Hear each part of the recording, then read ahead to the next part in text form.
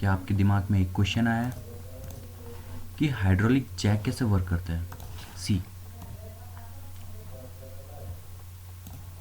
ये है hydraulic Jack, ये वही पिस्टन है। सॉरी, थोड़ा सा इरेगुलर बन गया है। This is a piston, okay.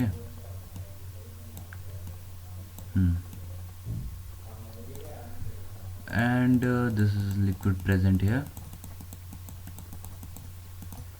ये एक यहाँ से ब्लॉक है, ये जा रहा है यहाँ से।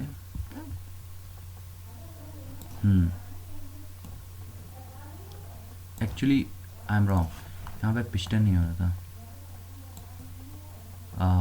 यहाँ पे होगी हमारी car. Sorry my about my drawing, but this is a car, heavy weighted car, okay. This not closed pipe, open pipe, and here it is connected with other piston.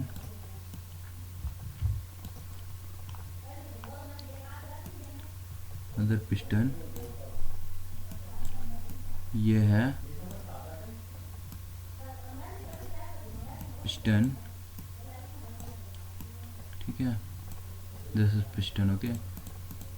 This is liquid present all inside the tube, the piston, and this jack. This is the liquid, okay. So it is connected with a handle. This is a handle. We push it downwards, this goes down, and this car rise up. See here the force which is applied, ये एक हाथों का force होता है। हाथों के force से ये कार को उठाने का इतना दम कैसे आया?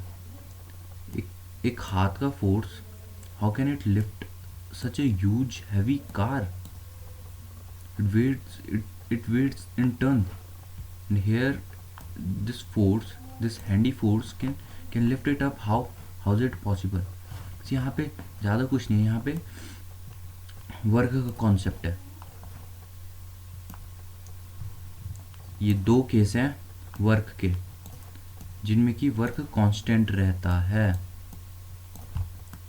सी, वर्क का फॉर्मूला क्या होता है? ये एक बहुत ही बेसिक चीज़ है, इसको हम समझ लेते हैं। Work force into area.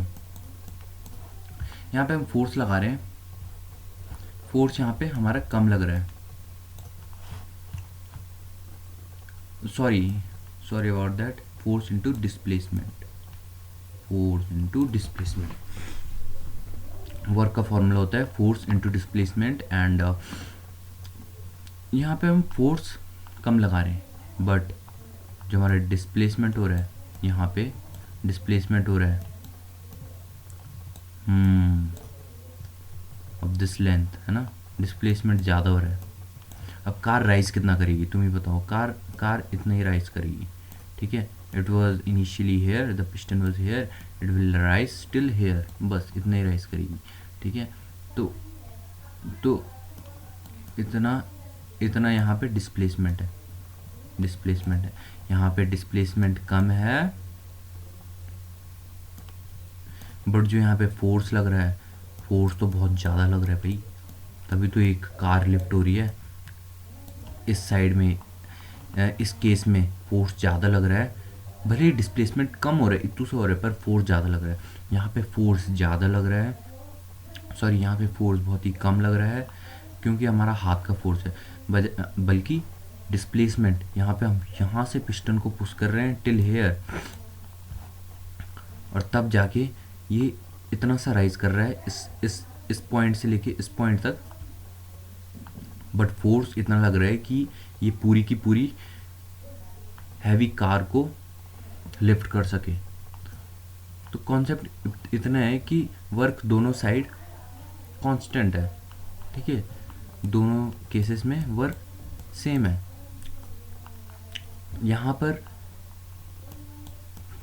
Force ज़्यादा है बट डिस्प्लेसमेंट कम है, ठीक है। यहाँ पे उल्टा है, यहाँ पे फोर्स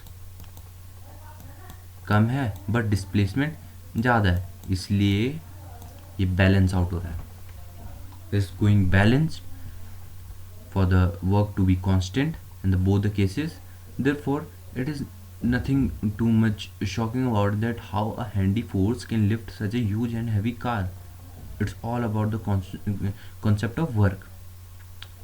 वर्क का बैलेंस होने का कॉन्सेप्ट है.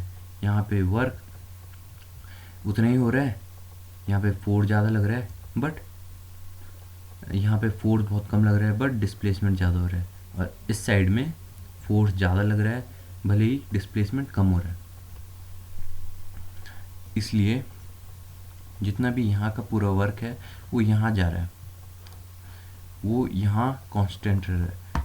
और इसे ही कहते हैं law of conservation of energy, कि दुनिया में जितनी भी अमाउंट ऑफ एनर्जी है वो कंजर्व रहती है. The one form of energy changes into the another one, but it can neither be vanished nor can be created. तो ये एक सिंपल सा कॉन्सेप्ट था कि वर्क दोनों साइड बैलेंस हो जाता है, इसलिए हम अपने हाथों के बल से इस हैवी कार को लिफ्ट करते हैं. This is the procedure mechanism of hydraulic jack. Stay tuned and don't forget to subscribe.